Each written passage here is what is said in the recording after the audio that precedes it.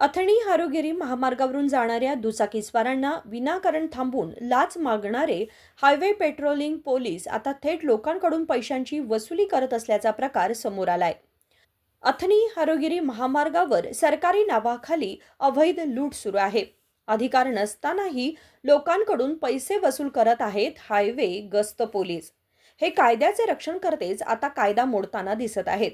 पोलिसांनी गणवेशाशिवाय वाहनं अडवून वाहनांच्या चाव्या काढून घेणं कितपत योग्य आहे? महिला, वृद्ध आणि रुग्णालयाकडे निघालेल्या रुग्णांच्या वाहनांनाही थांबवून महिलांची एकवचनी आणि अशिष्ट वर्तन केल्याचा गंभीर आरोप करण्यात आला आहे. गणवेशाशिवाय वाहनं थांबवण्याचा अधिकार या पोलिसांना कोणी दिला? याबाबत प्रशासनाने स्पष्टता द्यावी अशी मागणी होत आहे. दंड वसुली करताना कोणते नियम पाळावेत याबाबत मोटार वाहन कायद्यात स्पष्ट नमूद आहे. मात्र हे नियम बहुतेक पोलिसांसाठी गौण ठरला आहे. कागदपत्रे तपासण्याच्या नावाखाली वाहनं अडवून लोकांना त्रास दिला जातोय. त्यामुळे नागरिकांमध्ये संताप निर्माण झालाय. रुग्णालये, औषधांची दुकाने आणि इतर अत्यावश्यक कामांसाठी जाणाऱ्या नागरिकांनाही अडवून पोलीस दंड वसुलीच्या नावाखाली छळ करत असल्याच्या तक्रारी येत आहेत. एका नागरिकाने सांगितले की मी माझ्या पत्नीला सोबत घेऊन रुग्णालयात जात होतो. आम्ही दोघांनी हेल्मेट घातले होते. हारोगिरी रस्त्यावर पोलिसांनी आम्हाला थांबवून वाहनाचे कागद दाखवायला सांगितले. मी सर्व दाखवले आणि लवकर जाऊ द्या, हॉस्पिटलला जायचे आहे अशी विनंती केली. माझी पत्नीही पोलिसांकडे हात जोडून विनंती करत होती. तरी पोलिसांनी आमच्याशी एकवचनी उद्धटपणे बोलले असा आरोप त्यांनी केला.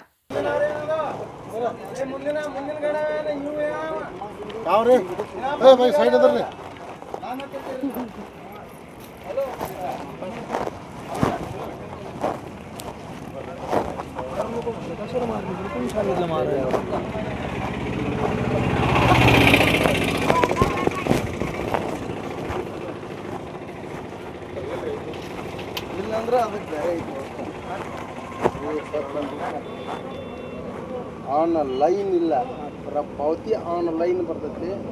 ಕ್ಯಾಶ್ ಏನೈತಿ ಇಲ್ಲ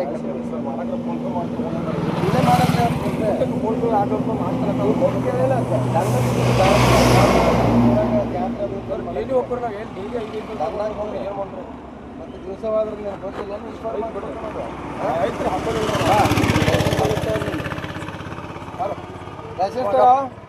ಕಡೆ ಹಾಸ್ತಾನೆ ಅಪ್ಪ ಮದುವೆ ಆಗೈತಿಲ್ಲ ಅದಕ್ಕೆ ಮಾಮನ ಯಾವ ಕಡೆ ಒಬ್ಬನ ಮಾಮನ ಮಾಡ್ತಾರಪ್ಪ.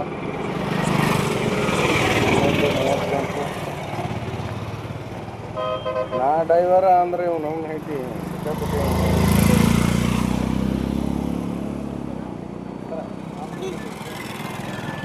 ಅವರ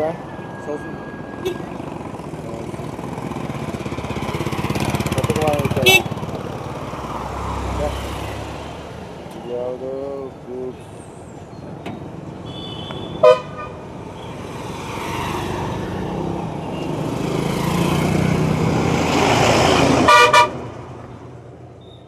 ವಿದೌಟ್ ಇನ್ಫಾರ್ಮ್ ಮೊದಲದು ಕಟ್ಟಿದ್ದೀವಿ.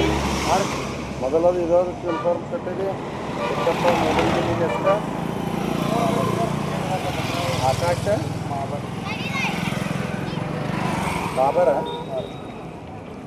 ನಿಮ್ಮ ಊರಾಗನಲ್ಲ ಕತ್ತಕ್ಕೆ ಇದು ಗ್ರಾಮೀಣ ಒಬ್ಬನ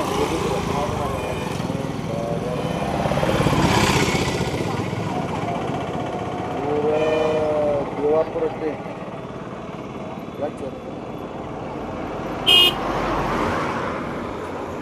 ನಿಮ್ಮ ಮೊಬೈಲ್ ನಂಬರ್ ಹೇಳ.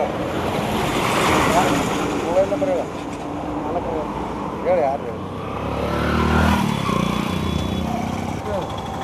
ಅವ್ರ ಕೆಲಸ ಯಾರು ಬರೋದು ಗೊತ್ತ ಯಾರು ಬರೋದು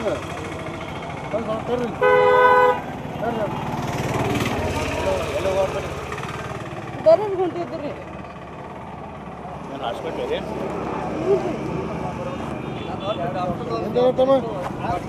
ನಾನು ಗಾಡಿ ಇತ್ತು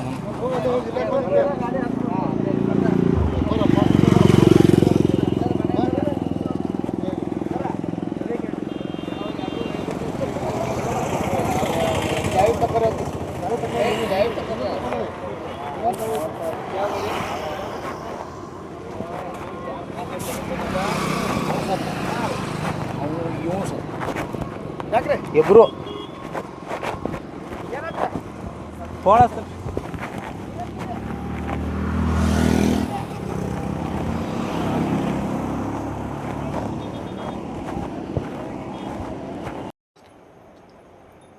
ನಮಸ್ಕಾರ, ನಾನು ಮಿತೇಶ್ ಪಟ್ಟಣ ವಕೀಲರು. ಇಂದು ತಮಗೆ ನಾನು ಬೈಟ್ ಕೊಡುವ ಅದೇನೆಂದರೆ, ನಾನು ಇಂದು ಸಂಕೋಟಿದಿಂದ ಅಥಣಿಗೆ ಬರುವಾಗ ಸ್ವಲ್ಪ ಅಲ್ಲಿ ನೋಡಿದೆ, ಅಲ್ಲಿ ವಾತಾವರಣ ನೋಡಿದೆ. ಕೆಲವೊಂದು ಪೊಲೀಸರು, ಎಲ್ಲ ಪೊಲೀಸರಲ್ಲ, ಕೆಲವೊಂದು ಪೊಲೀಸರು ತಮ್ಮ ಕರ್ತವ್ಯ ಮಾಡುವಾಗ ಗಾಡಿಗಳನ್ನು ಹಿಡಿದು ದುಡ್ಡನ್ನು ಕೇಳುತ್ತಿದ್ದರು. ಆದರೆ ಒಂದು ಹೆಣ್ಮಗಳು ನನಗೆ ಹಾಸ್ಪಿಟ್ಲಿಗೆ ಹೋಗ್ತಾ ಇದ್ದೀನಿ, ನಾನು ಬಿಟ್ಟು ಬಿಡಿ ಅಂದ್ರೆ ಭೀ ಕೇಳಲಾರದೆ ನಿನ್ನ ಗಂಡನ ಕರೆಸು, ನೀ ದುಡ್ಡು ತಗೋ ಅಂದದ್ದು ಅದು ಅಮಾಯಕರಿಗೆ ಒಂದು ಸುಲಿಗೆ ಆಗುತ್ತಿದೆ. ದಯಮಾಡಿ ಮೇಲಿನ ಅಧಿಕಾರಿಗಳು ಇದರ ಬಗ್ಗೆ ಗಮನ ಹರಿಸಬೇಕು. ಹಾಗೂ ರೈತರಿಗೆ ತುಂಬ ತೊಂದರೆ ಆಗ್ತಾ ಇದೆ ಇದರ ಬಗ್ಗೆ. ಯಾಕೆಂದರೆ ಇದು ಹಳ್ಳಿಯ ಗಾಡು ಇರೋದ್ರಿಂದ, ಅಥಣಿ ತಾಲೂಕು ಎಲ್ಲ ಹಳ್ಳಿಗಳಿಂದ ಇರೋದ್ರಿಂದ ಹೆಲ್ಮೆಟ್ ಆಗಲಿ, ಸ್ವಲ್ಪ ಲೈಸೆನ್ಸ್ ಆಗಲಿ, ಇದ್ರ ಬಗ್ಗೆ ಸ್ವಲ್ಪ ಇದನ್ನಿದೆ. ಅದರ ಬಗ್ಗೆ ತಾವು ಇದನ್ನು ಜಾಗೃತಿಯನ್ನು ಮೂಡಿಸಬೇಕು. ಹಾಗೂ ರೈತರಿಗೆ ಸ್ವಲ್ಪ ಅದ್ರ ಬಗ್ಗೆ ಜಾಗೃತಿಯಾಗಿ ಹೇಳಬೇಕು. ಹಾಗೂ ಈಗೇನು ಇದನ್ನು ಇದು ಕಾನೂನು ಬಾಹಿರವಾಗಿ ದುಡ್ಡನ್ನು ಕೇಳ್ತಾ ಇದ್ದಾರೋ, ನಾನು ಕಾನೂನು ಪ್ರಕಾರ ಕೇಳ್ತಾ ಇದ್ದಾರೋ, ಅದರ ಬಗ್ಗೆ ಹಿರಿಯ ಅಧಿಕಾರಿಗಳು ಸರಿಯಾಗಿ ಅದರ ಬಗ್ಗೆ ಕೂಲಂಕುಷವಾಗಿ ಎನ್ಕ್ವೈರಿ ಮಾಡಿ ಈಗೇನು ಇದು ನಡೆದದಲ್ಲ ಇದ್ರ ಬಗ್ಗೆ ಕ್ರಮ ತಗೋಬೇಕಂತ ಕೇಳ್ಕೊಳ್ತೀನಿ. ಇನ್ನೊಂದು ವಿಷಯ, ಗಾಡಿಗಳನ್ನ ಪೊಲೀಸರು ಹಿಡಿಯೋದ್ರಿಂದ ಏನಾಗ್ತದೆ, ಅಲ್ಲಿ ಟ್ರಾಫಿಕ್ ಜಾಸ್ತಿ ಆಗ್ತದೆ. ಟ್ರಾಫಿಕ್ ಜಾಸ್ತಿ ಆಗೋದಂದ್ರೆ ಇನ್ನೊಬ್ಬರು ಅದನ್ನು ನೋಡಿ ಫಾಸ್ಟ್ ಗಾಡಿ ಹೊಡಿಲಕ್ಕೆ ಹೋಗಿ ಅನಾಹುತಗಳು ಆಗೋ ಪೊಸಿಷನ್ ಭಾಳ ಅದಾವು. ದಯಮಾಡಿ ಪೊಲೀಸ್ ಅಧಿಕಾರಿಗಳು ಇದ್ರ ಬಗ್ಗೆ ಮುಂಜಾಗ್ರತಾ ಕ್ರಮ ತಗೋಬೇಕು. ಯಾಕೆಂದರೆ ಪೊಲೀಸರು ನಿಂತಾರಂದ್ರೆ ಒಂದೊಂದು ಹುಡುಗರು ನಮ್ಮ ಮುಂದೆ ಗಾಡಿ ಭಾಳ ಫಾಸ್ಟ್ ಹೊಡ್ಕೊಂಡು ಹೋದರು, ಅವ್ರಿಗೆ ಏನರೇ ಹೆಚ್ಚು ಕಡಿಮೆ ಅನಾಹುತ ಆದರೆ ಅದು ಅವ್ರ ತಾಯಿ ತಂದೆಗೆ ಒಂದು ಅನಾಹುತ ಆದಂಗೆ ಆಗ್ತೈತಿ. ದಯಮಾಡಿ ಅದ್ರ ಬಗ್ಗೆ ಇವು ಹಿರಿಯ ಅಧಿಕಾರಿಗಳು ಟ್ರಾಫಿಕ್ ಬಗ್ಗೆ ಇದನ್ನು ಮಾಡಬೇಕು, पॉलिसर ಬಗ್ಗೆ गमन हरिसಬೇಕಂತ ಕೇಳ್ಕೊಳ್ತೇನೆ. कागदपत्रे व्यवस्थित असूनही पोलीस लहान सहान कारणं शोधून दंड वसूल करत आहेत. यामुळे अपघातांचं प्रमाणही वाढत असून याला जबाबदार कोण असा प्रश्न नागरिक विचारत आहेत. अजित खोत, KMM मराठी, अथणी.